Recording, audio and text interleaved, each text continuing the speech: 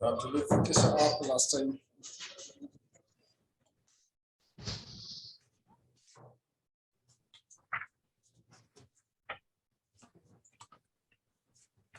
So we were doing something on the inventory management. Was that the case? Yeah, so I had sent some notes to the class group.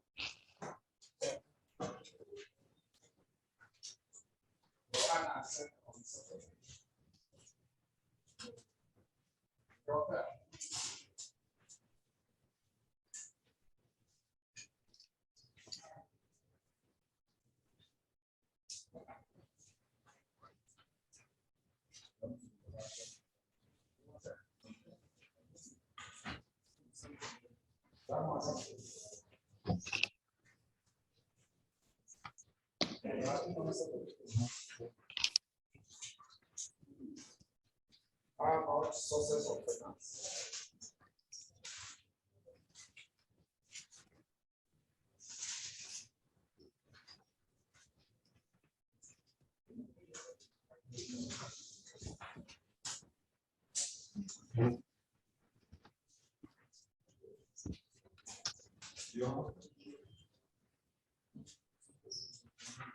The sources of finance.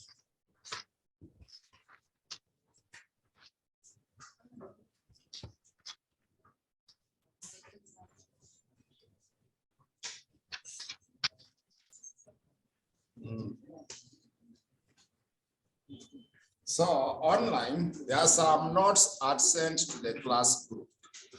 So make sure that you get those notes. There was the ones for introduction to the financial management. Then there are those about the sources of finance. But now we continue with what you are dealing with in the last class. That was inventory management. Remember, we are still on that bit of the stock management. So the next question I would like us to go through, illustration. Do you finish the illustration? In the notes. I suspect you illustration. Did you do the illustration? Supposed to be. August 20. There was a question for August 2022. It will be question number what? So August 2022. There is a question number 4, part B. There is a question number 4, part B. There is, but I gave you the notes on the emerging issues.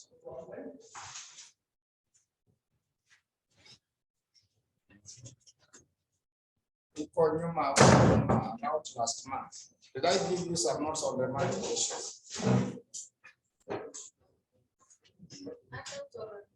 A handout, not in the exercise. Emerging issues.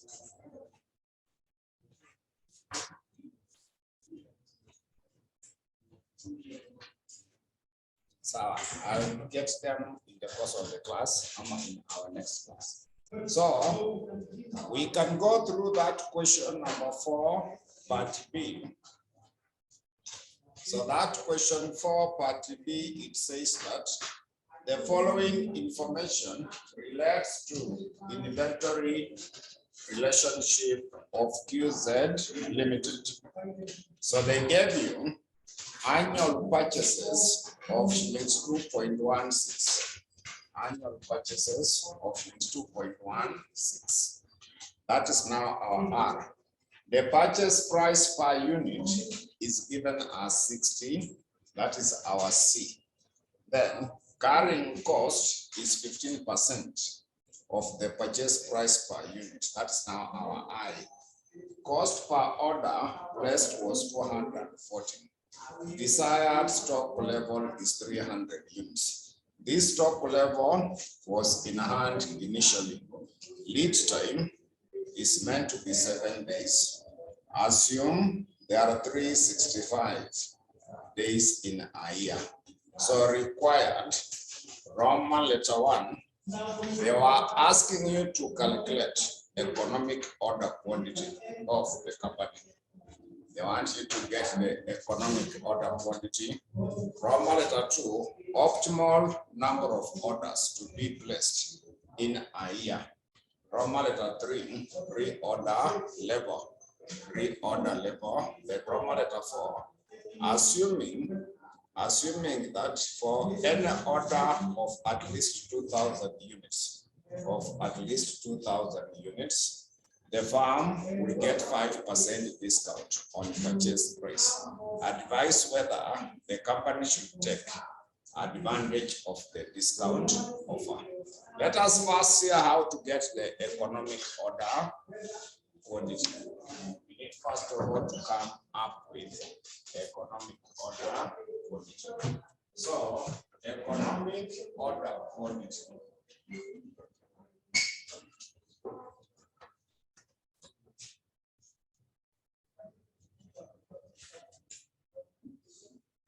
Economic order quantity. It is supposed to be given by 2RS divided by CI. So it will be 2. R is the annual demand in units, which was given in the note number 1. Note 1, annual purchases. You see what is given there? So it is given as 1 point, but now it is supposed to be in units. So the cost per order, that figure is supposed to be in units. So R is normally the annual demand in units. R is supposed to be the annual demand in units. So they had given you 2,160,000. So I would like you to divide by the purchase price per unit, which is 60, so that we get R. R is the annual demand in units.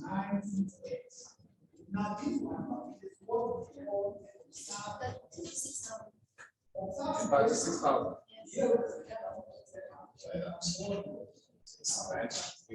36,000. So from there, we can now calculate our economic order quantity. We can now use the economic order.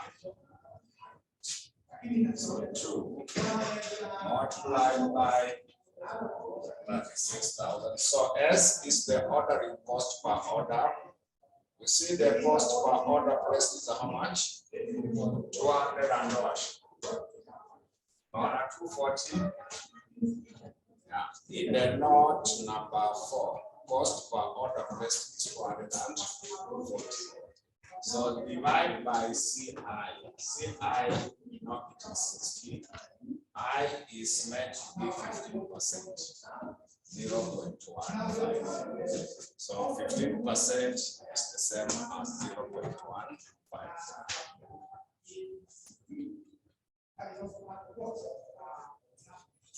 Now, before you say yes or no, you need to confirm now, and this is if it remains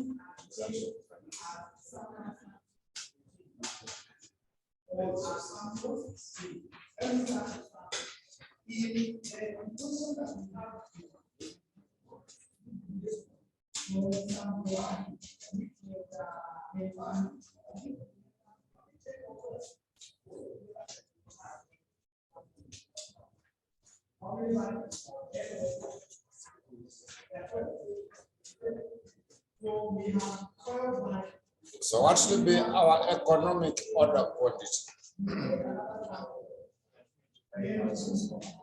Sorry?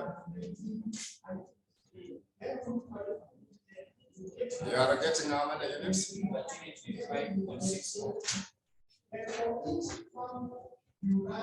There are how many? 1385.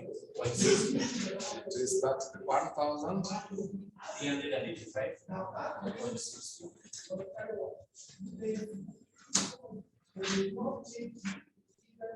1,385.6.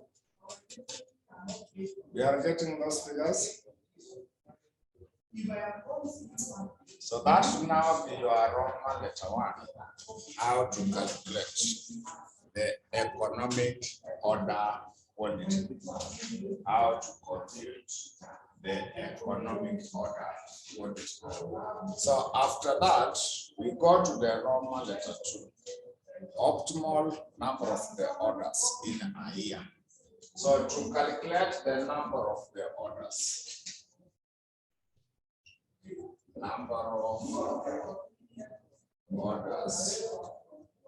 you simply take R, divide by economic order. Number of orders divided by the economic order quantity. So R is what you got as 36,000. So economic order quantity is 1385.6.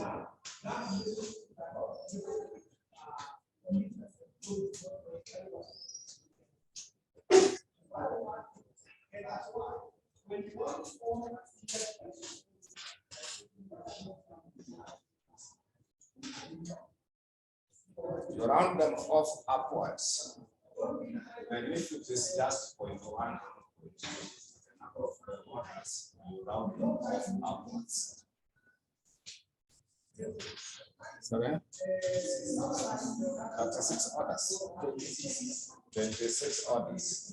Yeah, orders you round them off upwards. Orders you round them off upwards. So they are saying it is 26 orders. So that's now how to get the number of the orders. So we go to the Roman letter 3, reorder level. Reorder level. Reorder level.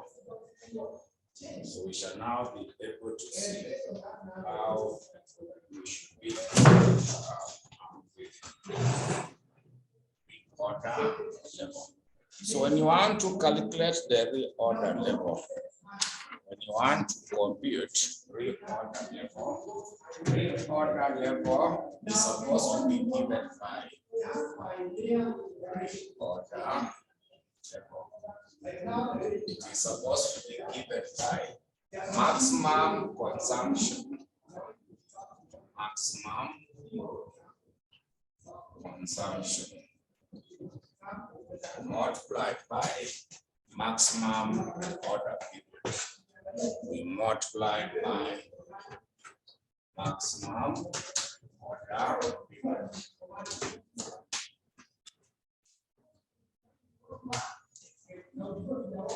Maximum.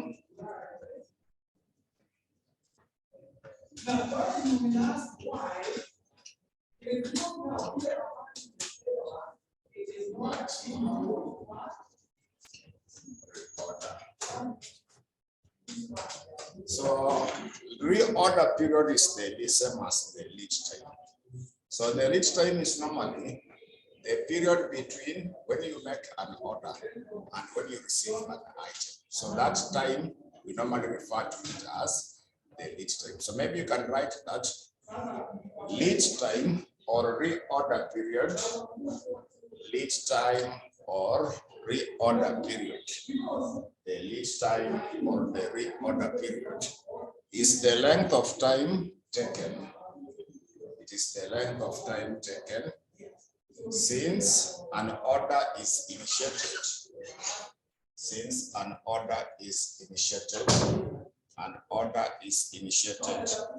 until when goods are received in the warehouse. Until goods are received in the warehouse. The goods are received in the warehouse. Goods are received in the warehouse. So maximum consumption, because lead time is given in terms of days, the maximum consumption must be per day. So maximum consumption, you take the 36,000 units per annum. But they have said we assume that a year has got how many weeks? So we take 36,000 units divided by, sorry, it is in terms of number of days, maximum consumption per day, because the real order period or lead time is given in terms of days. You see that? If it is given in terms of month, we get maximum consumption per month. If it is given in terms of weeks, we get maximum consumption per week. But this one, it is given in terms of days. So divide by 365 days. We get the maximum consumption per day, because lead time is given in terms of days. So maximum reorder period is what they gave you as the lead time, which is supposed to be 7 days, which is given as 7 days. So that now should, if it is given in terms of days, we calculate per day. If it is given in terms of weeks, we calculate per week. If it is in terms of month, we calculate per month. If it is in terms of years, we calculate per year. So that is now what we can have it as the reorder level. That's now what we shall be having it as the reorder level.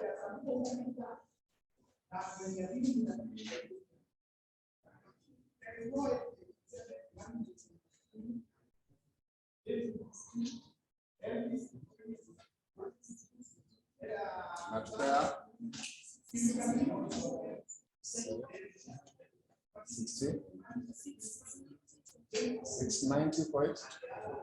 690.4. Yeah, so just round the units upwards. There are units.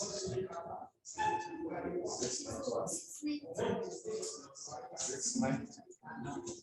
When you round off the units, you round them off upwards. 691.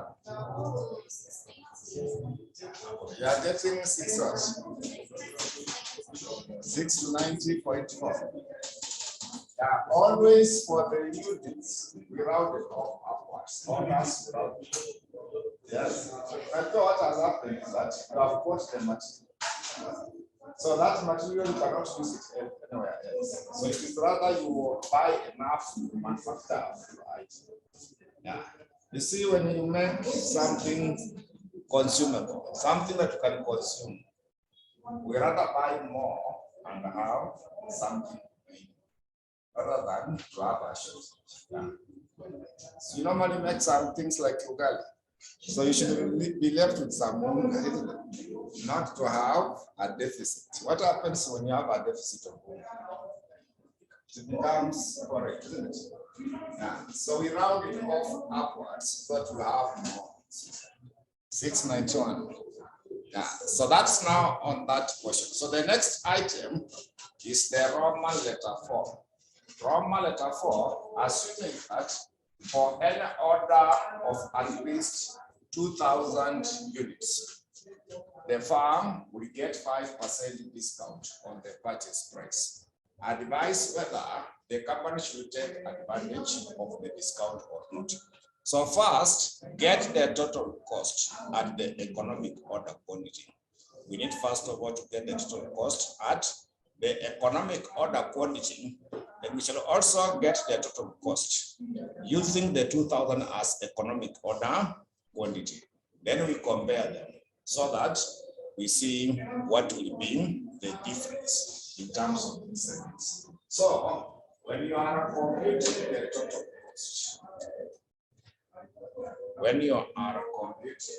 so you want to get the total cost at economic order quantity.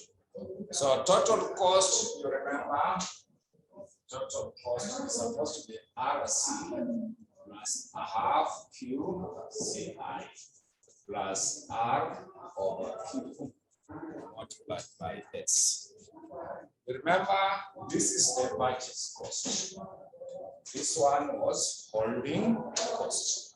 This one was what? Ordering cost. So we compute them in that manner. We shall be able to compute them in that level. So R is 36,000.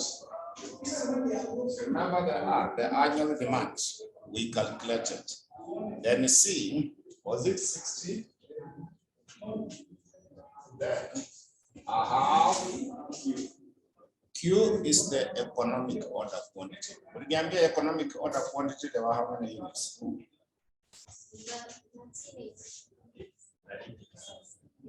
1386. Then multiplied by 60, multiplied by 0.15. Remember, I is 15%.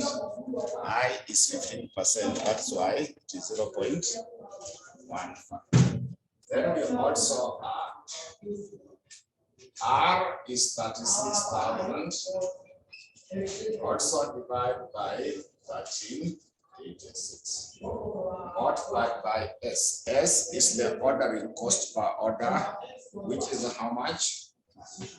Which was even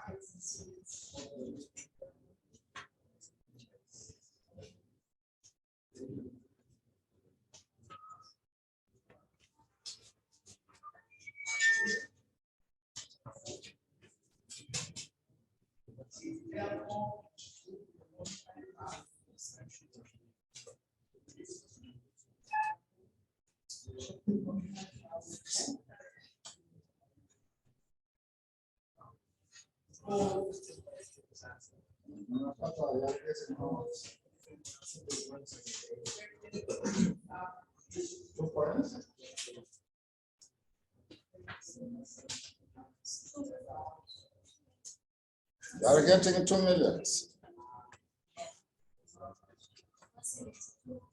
Because this one is already 2,160,000. Yeah. Yes.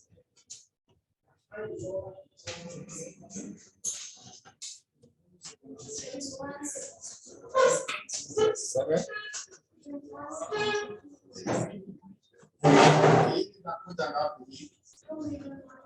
Now I'm asking the 6 to that 7. The 6 to that 7. 6 to 7. Well, I again 6 to 40.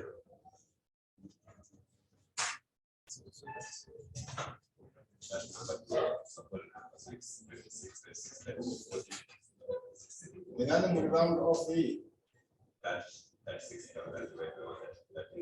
Lakini hii inakuja ngapi? 6. 6240. 6240. But they are supposed to be the same. Anyway, the difference is small.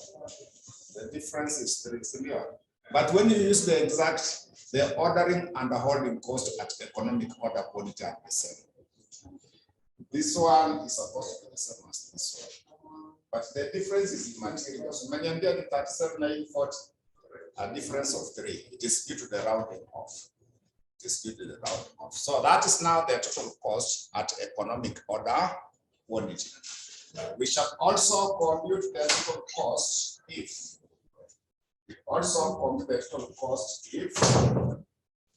economic order quantity. We also compute the total cost if economic order quantity. You see the Roman letter 4. We change it to 2,000 units. When we make it 2,000 units, they are giving you a discount of what percent? A discount of 5%. So C, you get 95% of the 60. Discount is calculated on the purchase price. So because it is a discount of 5%, we reduce it by 5%. So get 95% of 60. It will give us 57. So we now repeat this part. So R is not changing, but this one you change to 57. Then in our previous class, I said that discount only affects the purchases. It does not affect the holding. You see, when you give a discount to a customer, the landlord will not give you discount on the rent. Holding cost, this one is holding cost. It is part of the rent. So we shall not get a discount on holding cost. So this C is the only one which is affected by the discount. But R will remain. So I have Q. So now Q, we use the 2,000. Then also this one, we change it to 2,000. So that we get the new total cost. So this time around, these two will not be the same because it is not at economic order quantity. But I've said that discount only affects this C, not this one. You see this one? This one is the holding cost. We don't give discount on the holding cost. We only give discount on purchases.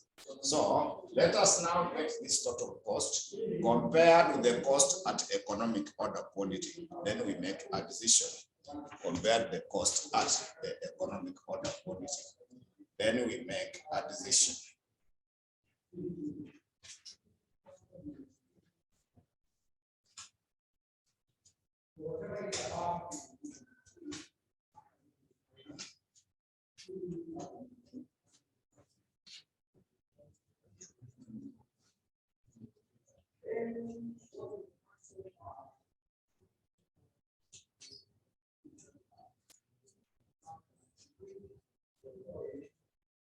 So,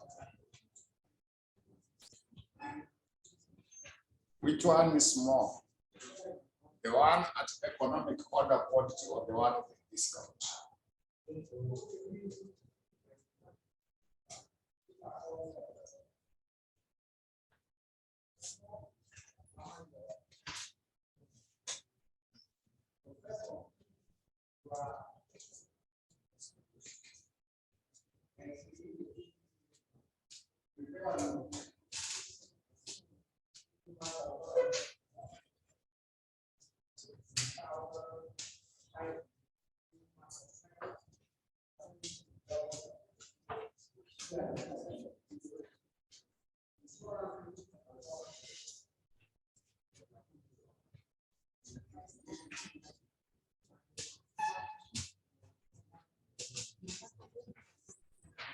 So which one is more?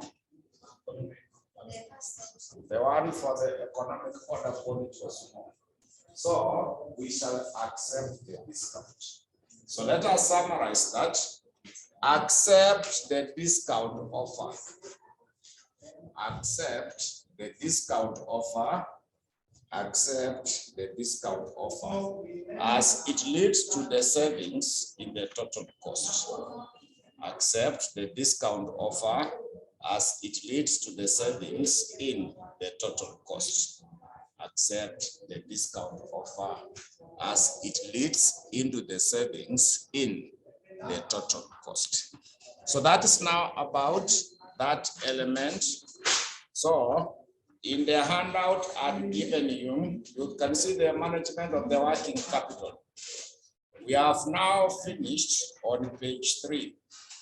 We were on page 3, which was inventory or stock management, which was the inventory or the stock management. So now we go to page 4. Page 4, there is somewhere they have indicated as the cash management. Are you able to see the cash management? On page 4, there is something indicated there as being as the cash management.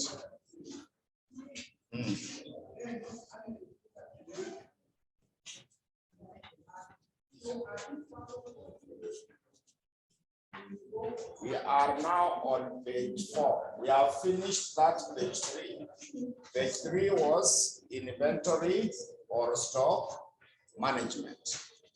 Now we go to the cash management. Now go to the cash management. Now check the one for the cash management. Okay,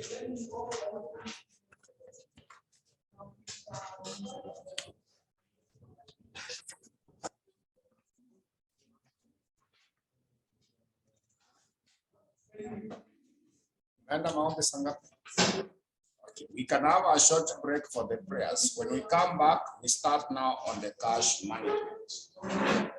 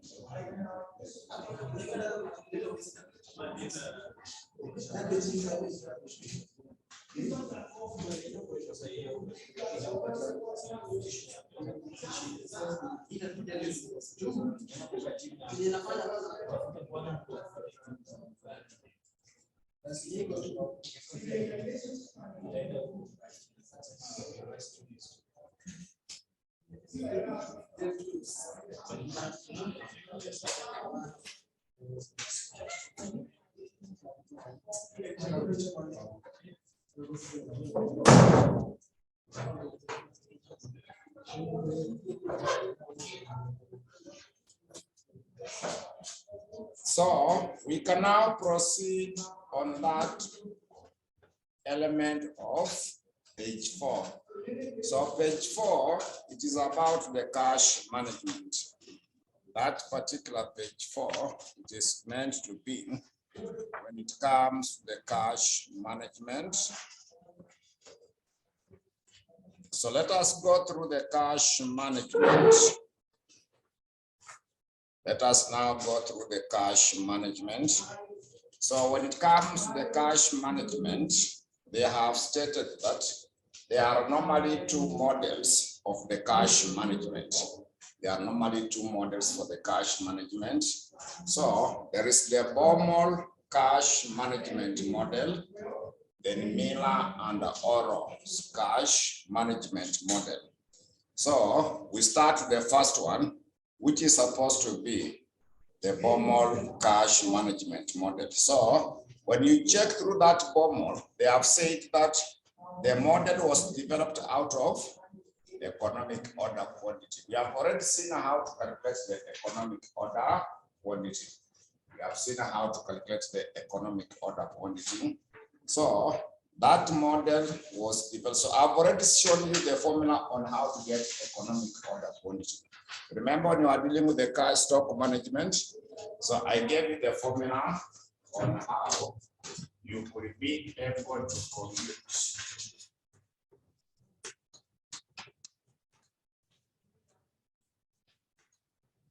how you are able to compute what is supposed to be the economic order quantity. So, but now they say that while the formal model of the cash management is expressed as follows.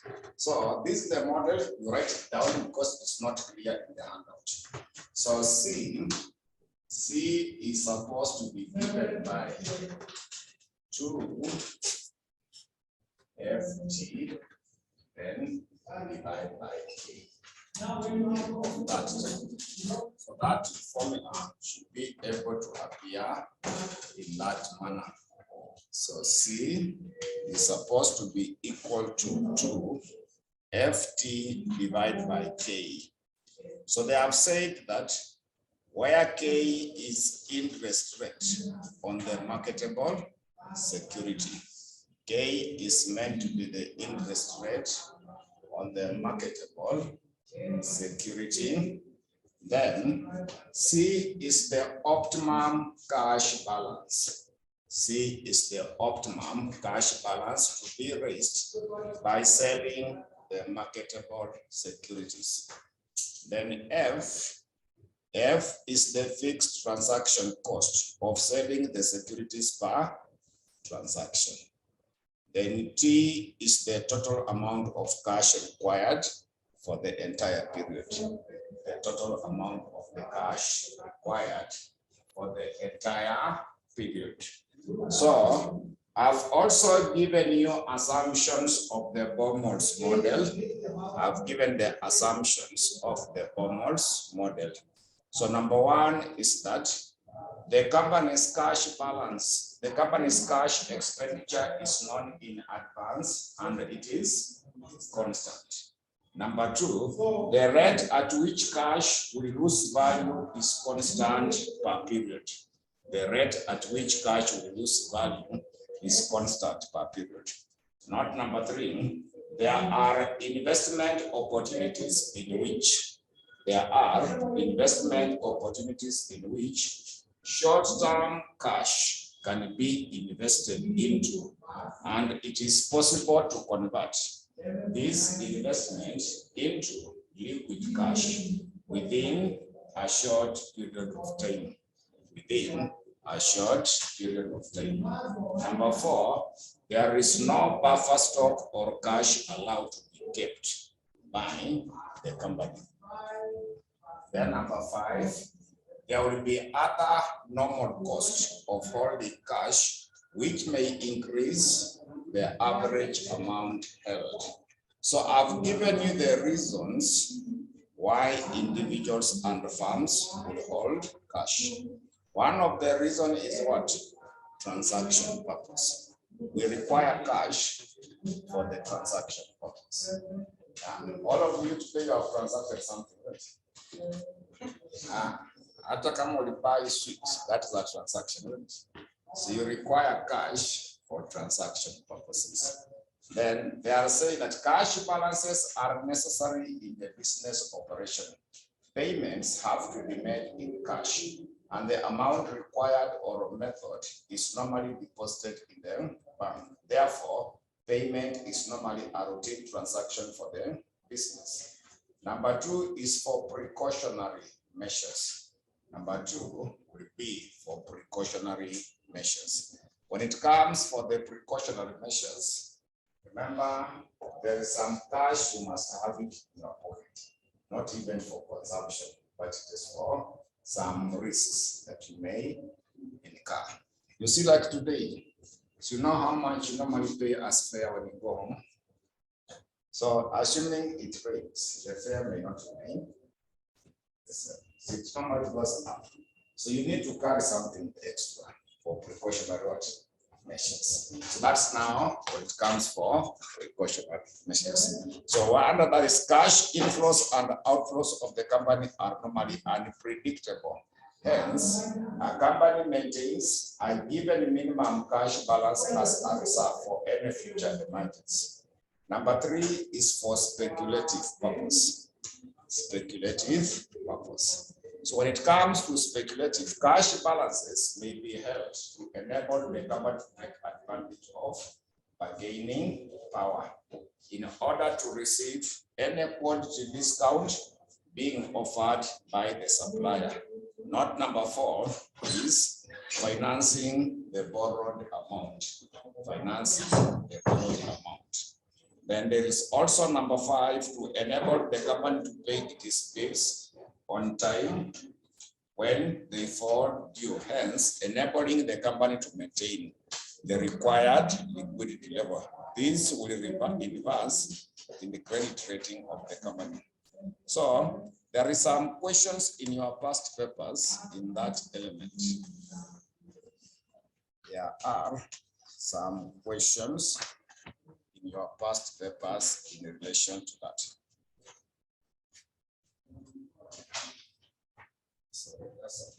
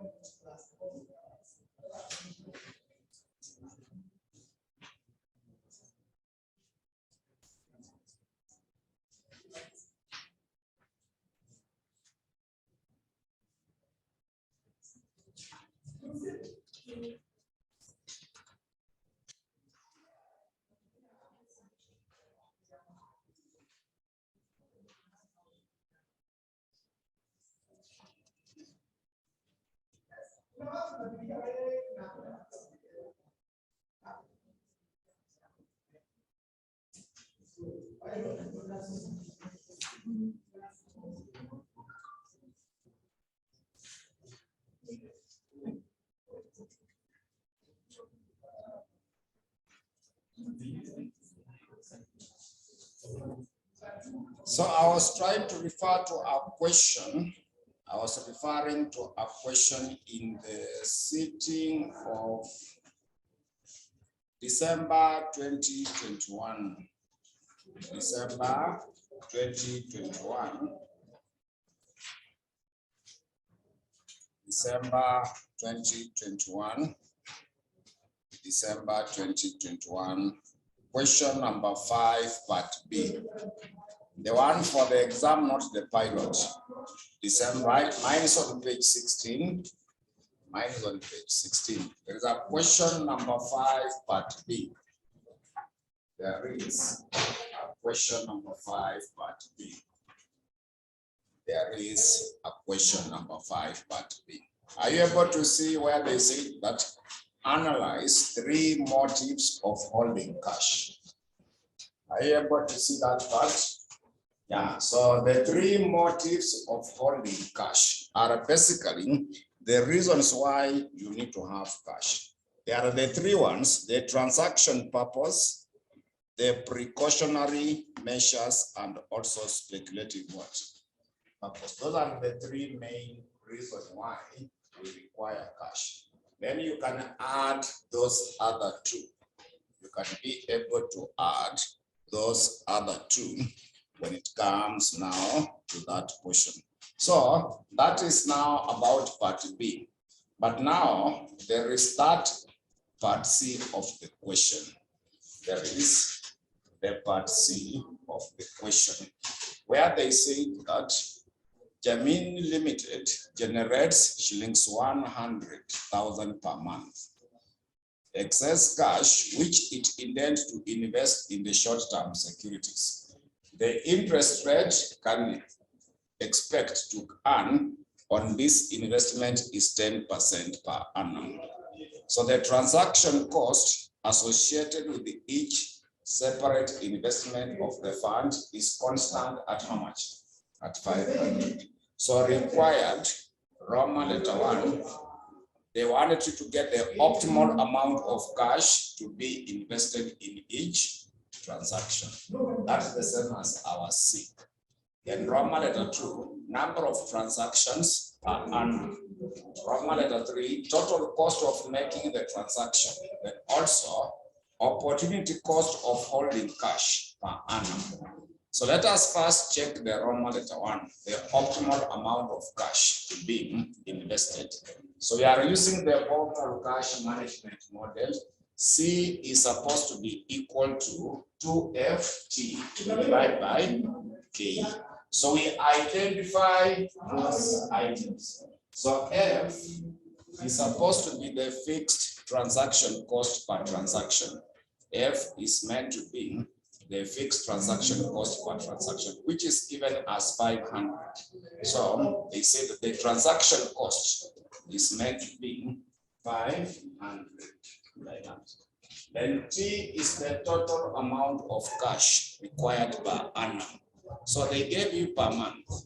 They gave you the figure per month, whereby the question had given you 100,000 per month.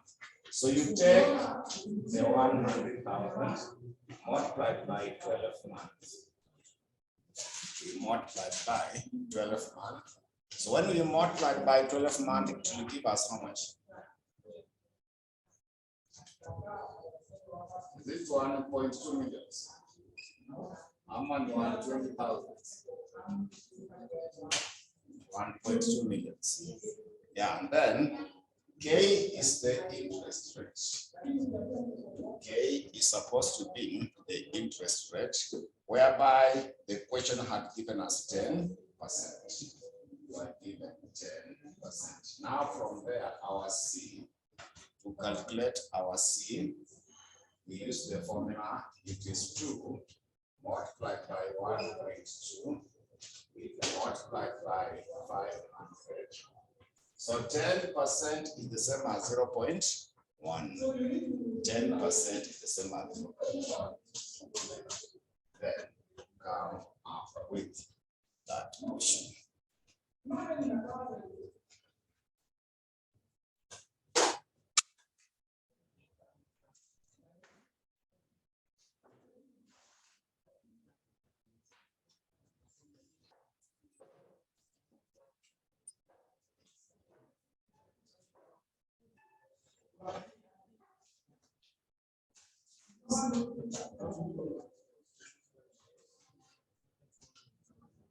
Sasa hiyo kuna zingine wana specify, others they don't.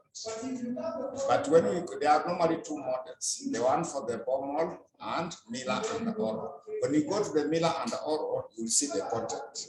It will be different from this one. Sometimes they say using Miller and Oro or Baumol, but this question, but when you go through the two methods, once you see the information given, you definitely know which one to apply. You'll definitely be able to know which one to apply.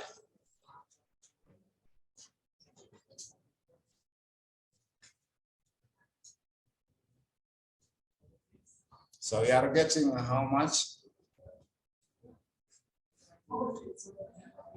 Sorry?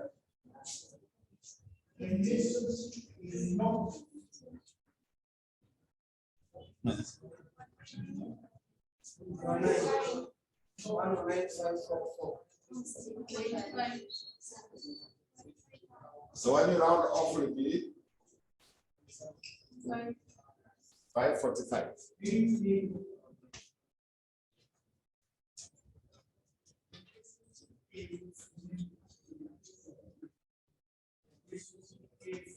So that should be now your Roman letter 1. Roman letter 2 is number of the transactions per annum.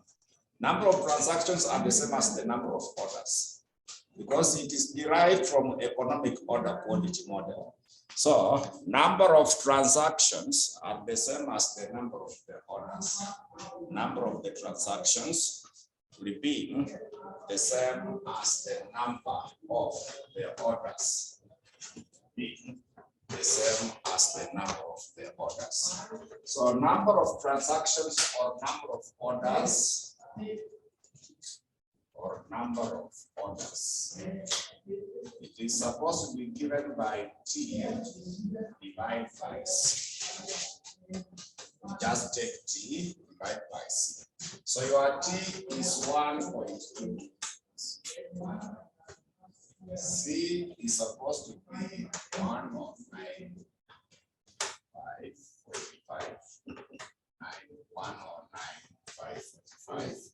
So that should be able to give you what is supposed to be the number of the transactions or simply the number of the orders. Number of the transactions or simply number of the orders. We are 11. So we get 11 orders. So we come up with 11 orders. Then now, apart from that, we go to the Roman letter 3. Roman letter 3 is the total cost of making the transaction. The total cost. So for this case, total costs are only 2 items. The total costs are normally 2 items. So total cost will be equal to the holding cost. Then we add the ordering costs. So to get the total cost, it has 2 items, holding cost plus the ordering cost. Holding cost plus the ordering costs. Holding cost plus the ordering cost. So what we do for that? Our ordering cost, holding cost, where holding cost is supposed to be given by a half CK.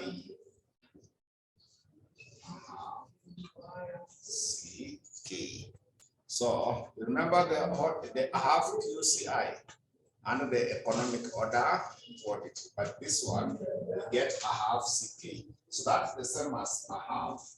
So C is 109, 545. Then K, so we know K was interest rate, which is 10%. So multiply by 0.1. We get the value for that. Then ordering cost. Ordering cost. It is supposed to be given by T divided by C multiplied by F. So when you want to compute the ordering cost, it is T divided by C multiplied by F. So T is 1.2. C is 109. 545. So F, was it 500? Yeah, so the 2 figures should be the same. The two figures should be, it is the same as ordering cost and holding cost at economic order only. The two values should be the same. So you add them together.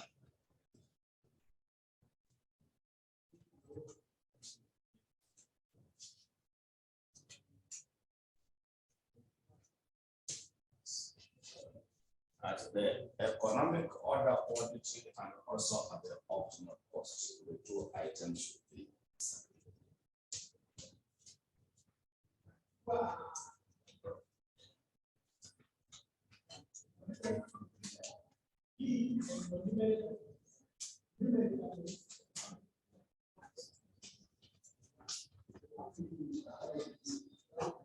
Then finally, Roman letter 4.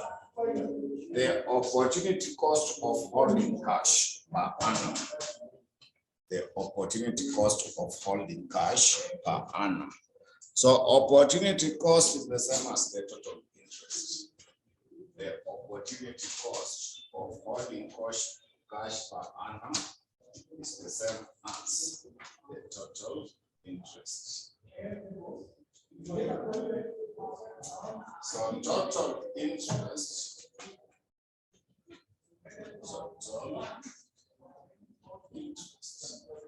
You simply get 10%.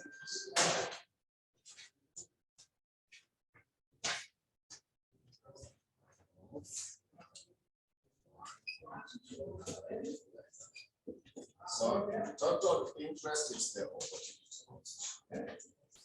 Opportunity cost just the total interest. So interest per annum is 10%. The total amount per annum was meant to be 1.1 million. So that should be the total interest on that amount.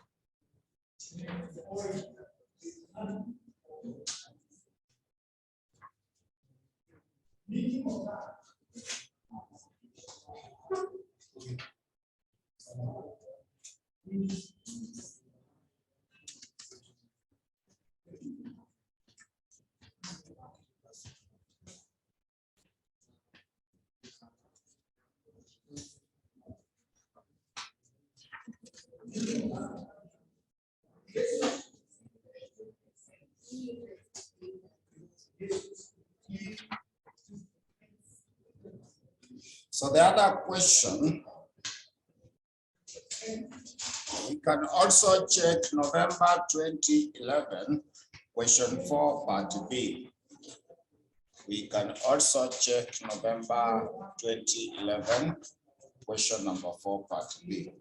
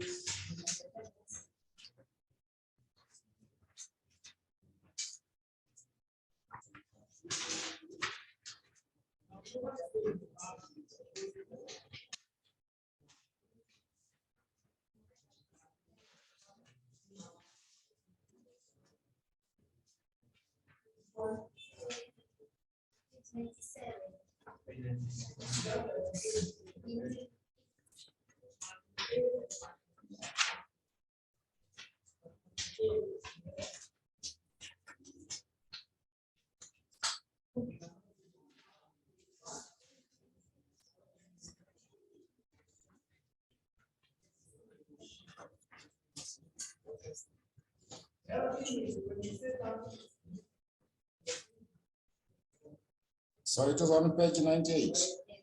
So are you able to see question number 4, part B? Yeah, the one for Barren Limited projects that cash outlay of 45 million will occur uniformly throughout the year. So that is your T, because it is per annum. So the company plans to meet its cash requirement by selling marketable securities from its portfolio. So the expected return from the company's marketable security is 8% per annum. The cost per transaction of converting security into cash is 13 shillings. So required, Roman letter 1, the optimal cash balance. Roman letter 2, average cash balance. Roman letter 3, number of transfers between cash and marketable securities. Let us see how to get the optimal cash balance. We start the Roman letter 1, how to get the optimal cash balance.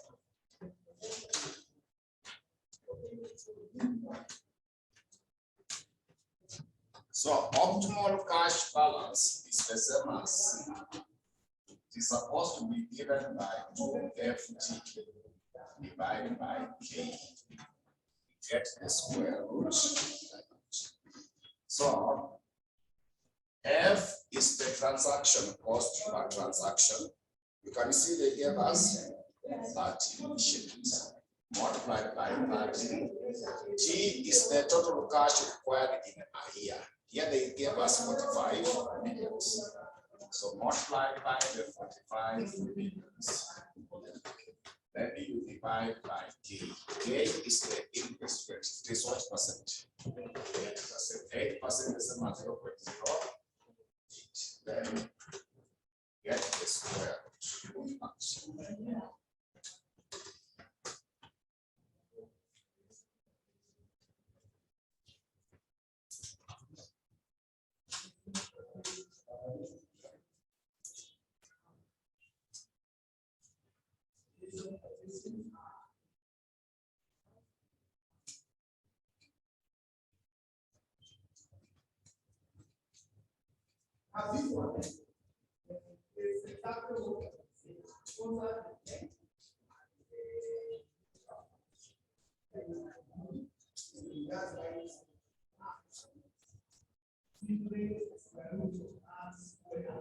So it should give you around 183, 71. So you are getting a figure of 183.71. So that is now meant to be our Roman letter 1. We go to the Roman letter 2. Roman letter 2 is the average cash balance. Roman letter 2 is the average cash balance. So when you want to compute the average cash balance, so you simply take T, divide by number of days in a year. Number of days in a year. Number of days in a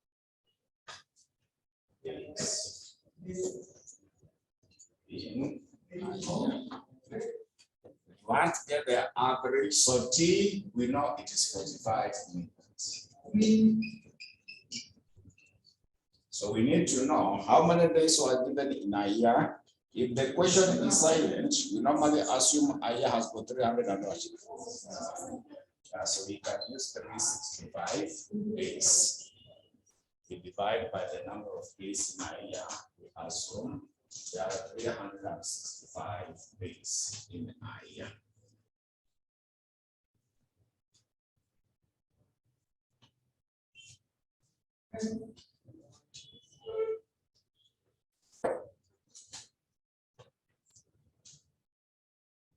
So that should be now our Roman letter 2. Roman letter 3 is number of the transfers. Number of transfers are the same as the number of the orders. Number of the transfers are the same as number of orders. Number of transfers are the same as the number of orders. So when you want to get the number of the transfers or orders,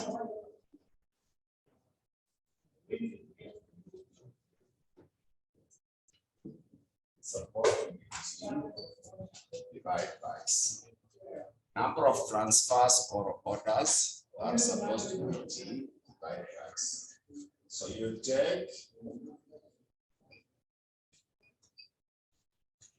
so C is 183, 712.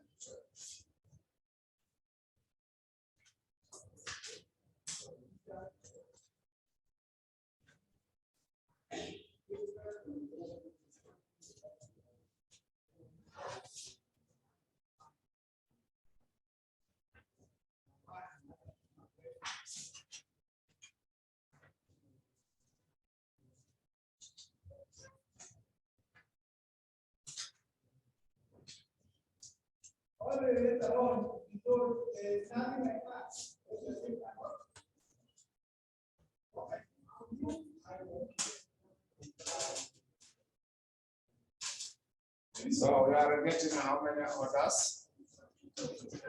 245. So sometimes we can add their Roman letter 4. We can add their Roman letter 4 as the frequency of making transfers or orders. Frequency of making the transfers or orders. Frequency of making the transfers or the orders. The frequency of making the transfers or the orders.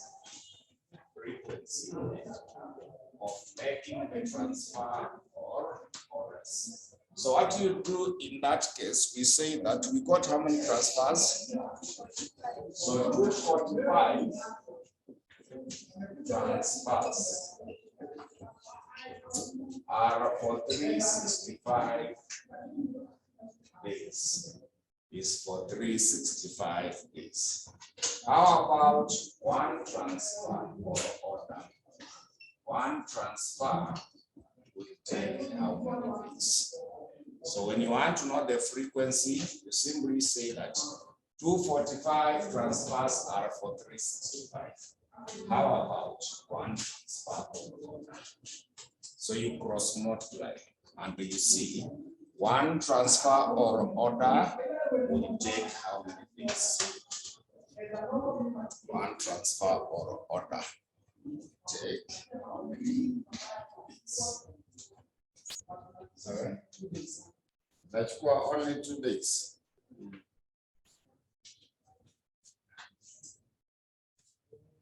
So it will take at least 2 days. It is 1.5 minutes. So maybe we can have it as 2 days. So 1.5 days, then you round it off to 2 days. Now find the round. What should I get? It is 1.4.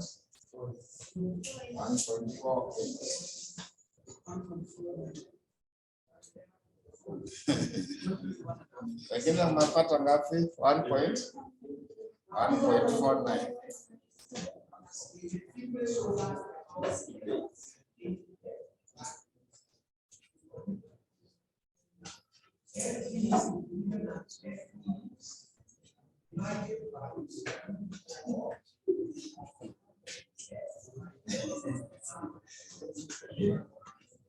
So you can have it as,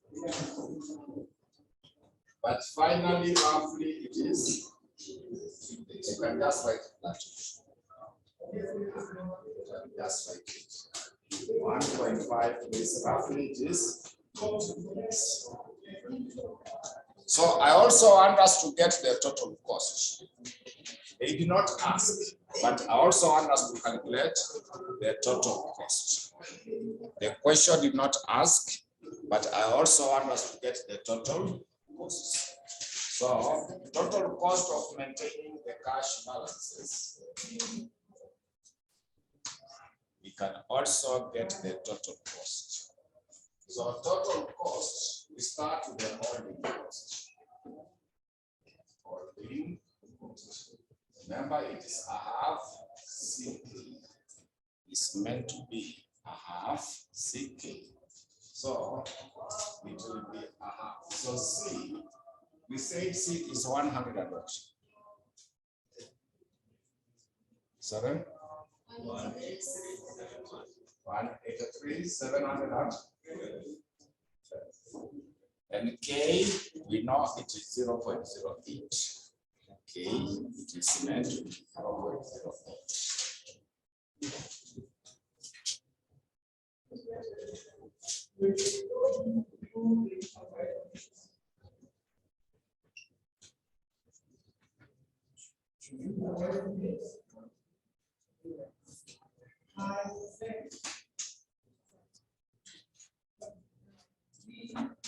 So ordering costs,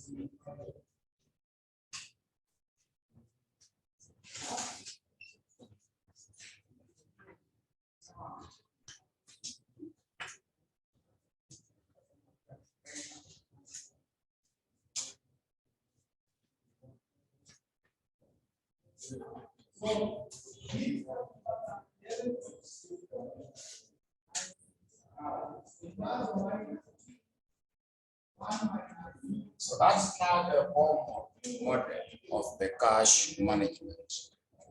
That is now the formal model of the cash management.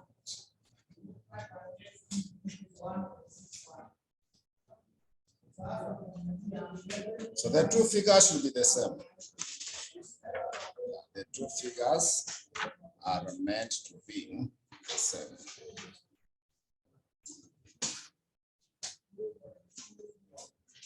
So now we go to the model number 2. Are you able to see Miller and Oros cash management model?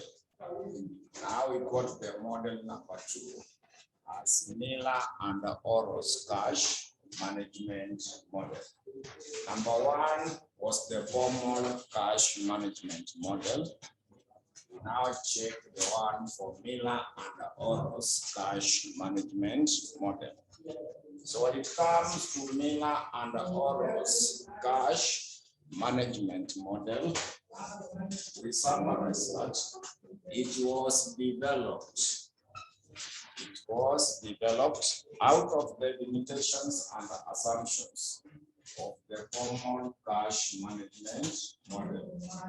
It was developed out of the limitations and assumptions of the formal cash management model. It was developed out of limitations. So it is a probabilistic model which introduces the cash management. So the model assumes that the company's daily cash flows will follow a random pattern. It therefore came up with a control limit or level, which is summarized in the diagram as follows. So that diagram is not there. I want to draw it. The diagram is not there, so you draw the diagram. So this is how the diagram will be able to look like.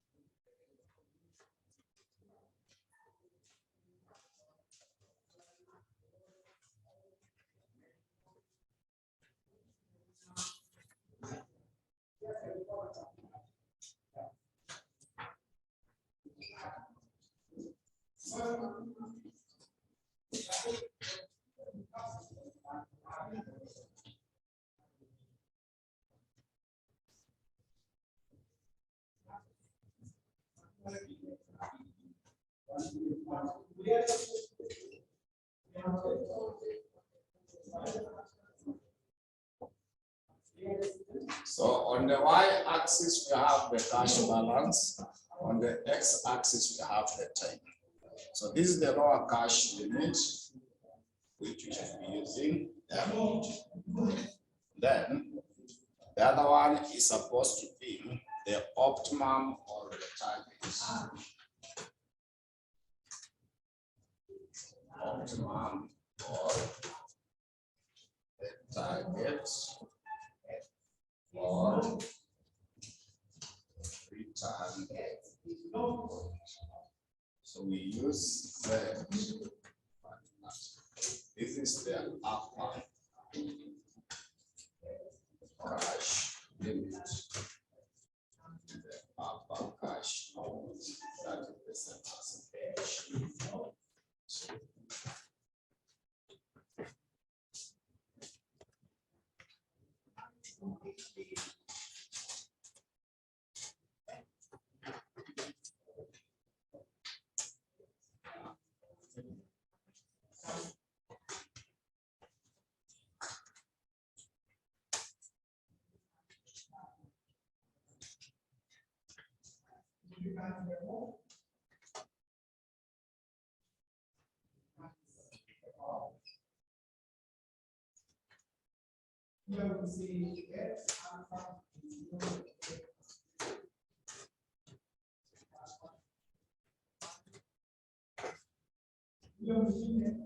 So upper cash limit is the same as H, optimum or target or return point. This is the optimum or target or return point is Z. We use Z. Then the lower cash limit is L. The upper cash limit will be H. The upper cash limit will be H. So we shall simplify the model, then we shall explain it. So it will move in a horizontal manner. So it starts from there, it moves up to the maximum, it increases up to the lower, so it just rotates around that portion. So I'll be explaining how it moves around so that we can now be able to determine how to calculate. This one is the upper cash limit. Is meant to be the upper cash limit in that order. So when you go through that handout, they have said that the model assumes that the company's daily cash flows follows a random pattern, and therefore it came up with the control limit or level, which is summarized in the diagram as follows. So the Miller and Oro cash management model is used to make decisions as follows. So A, when the cash balances increases up to the upper limit, if it increases up to the upper limit, that is H, then the company should invest shillings H minus what? Z. So H is the upper limit. We subtract the target of the return for which is set. So it will be invested in the short-term marketable security. When you have excess cash, so this is the same as the average cash that you require. So if you have excess, that excess cash, buy the shares. Marketable securities are the shares. That's what the company will do. Then B, when the cash balances, reduces up to the lower limit. You see lower limit is L.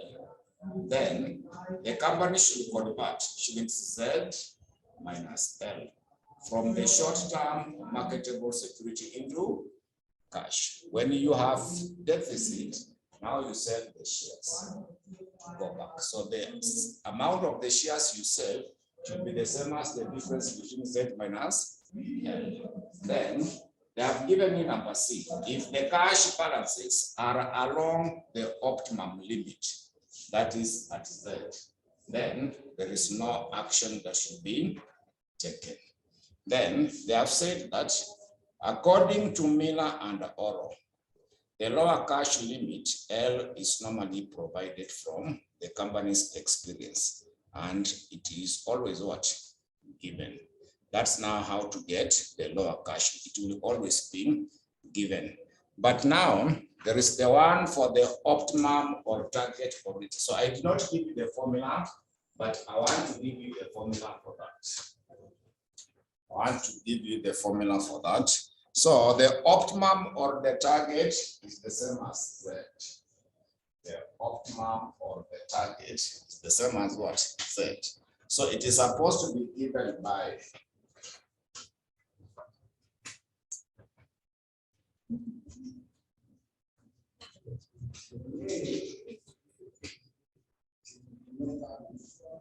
so I'll explain what each one of them stands for. I will be able to explain what each one of them stands for.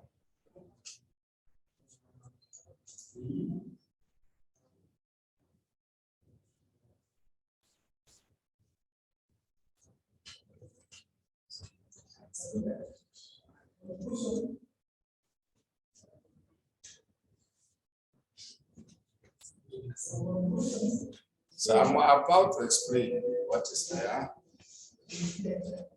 I will be able to explain.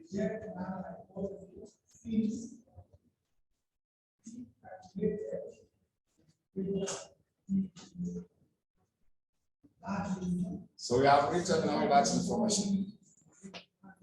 Where? So we start with this particular B, where B is the transaction cost per transaction. So this one is the transaction cost per transaction. The transaction cost per transaction. Then this one is the variance. E, the variance of the daily cash flows.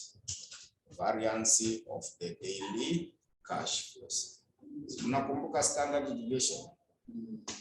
But now this is the variance of the daily cash flows. The variance of the daily cash flows. Then kuna hii sign over hapo. Unaona hii inakaa I. This one is I. I is the daily interest rate. This one is the daily interest rate. Daily interest rate. Then L is the lower cash limit. L is the lower cash limit. L is the lower cash limit. So these figures in brackets, you raise the power of 1 over 3. You raise them to the power of 1 over 3. So that is now how we shall be computing the optimum or the target or the return point. Then so you can see now the C. C is H. When you want to compute H, we know H is the upper cash limit. It should be given by 3Z minus 2M like that. So to get the upper cash limit, it will be given by 3Z minus 2L. 3Z minus 2L. Then they have also given the formula for the average cash balance. When you want to get the average cash balance,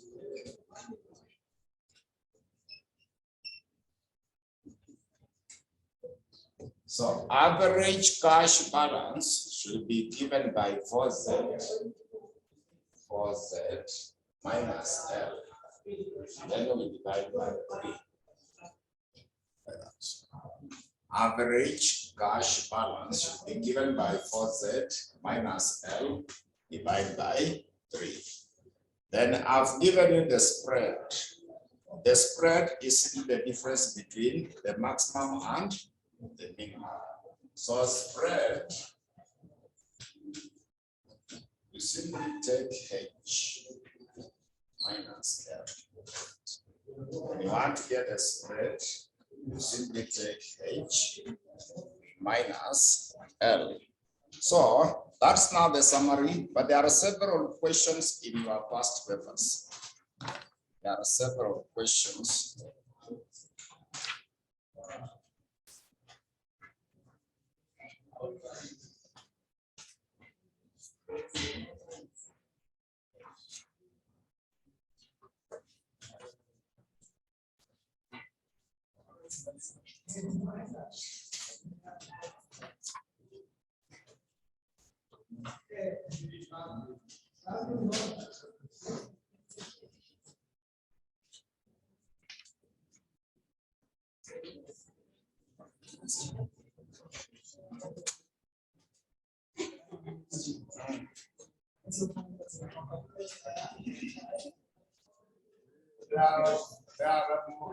It is a model.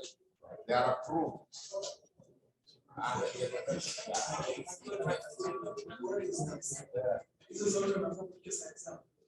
But I want to go through a question with you, and you must know.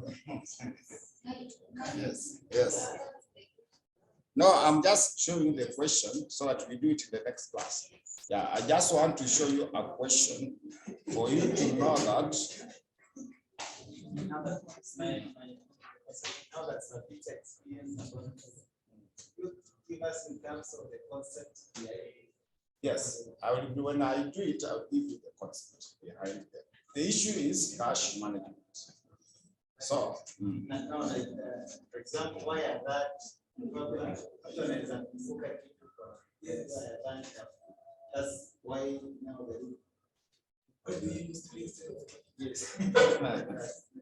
so it is a model, like you remember the quadratic equation. Yes, they derive. So me, when I go to derive, it will take a lot of your time and most of you get bored. It is better, yes. I will show you when we derive. But now, if I derive,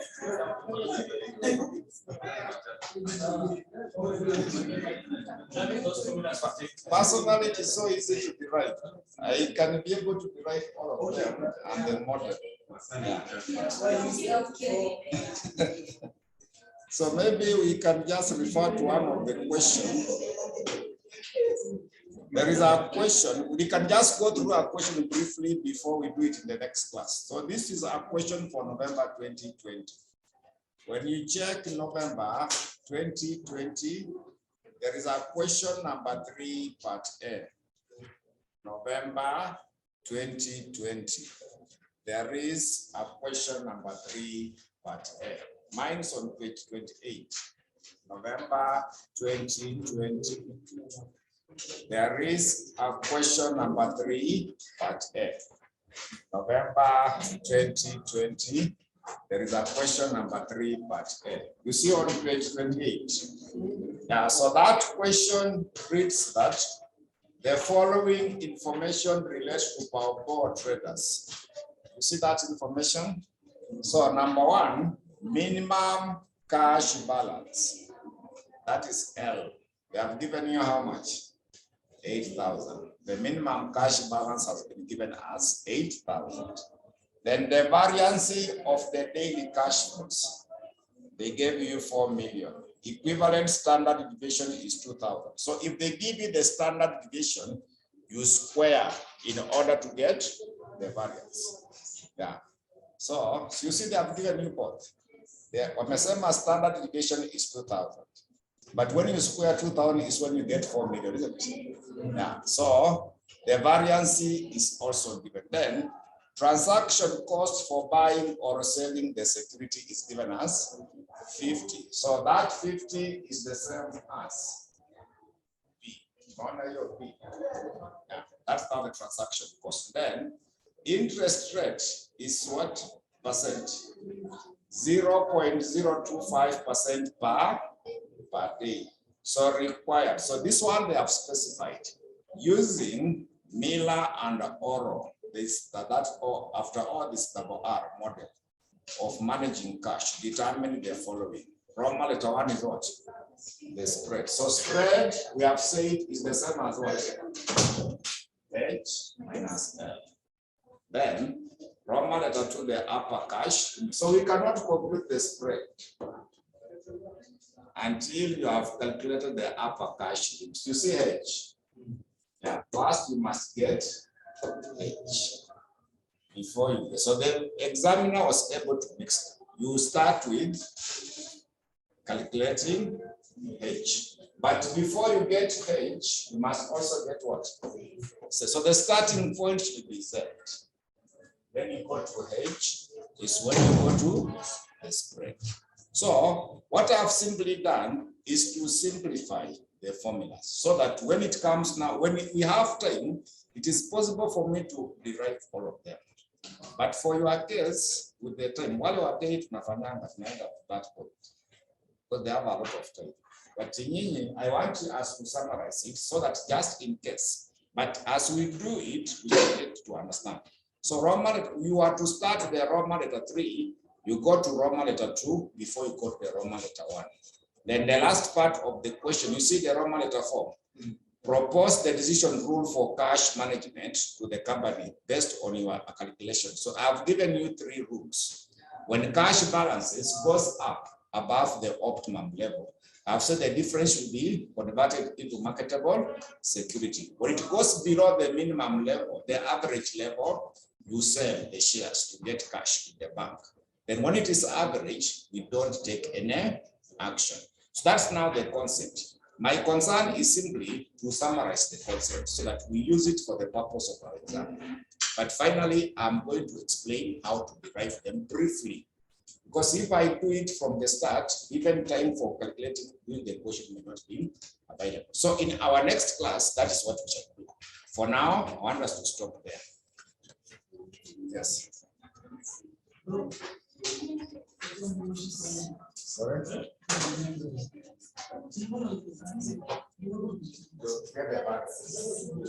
But if you are given the variances, you just use the way it is.